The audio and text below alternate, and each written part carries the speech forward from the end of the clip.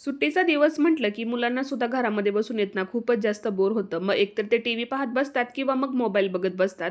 तर आज आहेत ना, सूर्यास्ताची वेळ झालेली होती. तर मग जीविकाला घेऊन मी निघालेले होते बाहेर थोडंसं वॉकिंग करण्यासाठी आणि ती नुकतीच झोपेतून उठलेली होती. मग तिला म्हटलं, "चल आज आपण थोडंसं फिरून येऊयात." सोबतच मग तिने शेरूला सुद्धा घेतलेलं होतं आणि शेरूची तब्येत आहेत ना, थोडीशी खराबच होती. पण म्हटलं, "चला त्याला सुद्धा थोडंसं आपण बाहेर फिरून आणूयात, जेणेकरून त्याला सुद्धा छान फ्रेश वाटेल."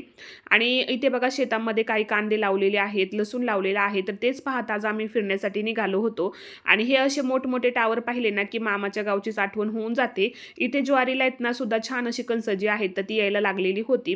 आता घरी निघाले होतो, तर शेतामध्ये दिसल्या तुरीच्या शेंगा. मग त्यासुद्धा थोड्याशा तोडून घेतल्या खाण्यासाठी आणि त्यानंतरनं मग इथे जी काही कुंड्यांमध्ये रोपं लावलेली आहेत ना, तर त्याला सुद्धा छान अशी फुलं जी आहेत, तर ती यायला लागलेली आहेत. आणि अशा तुरीच्या शेंगा खायला कोणाकोणाला आवडतात कमेंटमध्ये मला नक्कीच सांगा. भेटूयात नेक्स्ट मिनी व्लॉगमध्ये. तोपर्यंत बाय.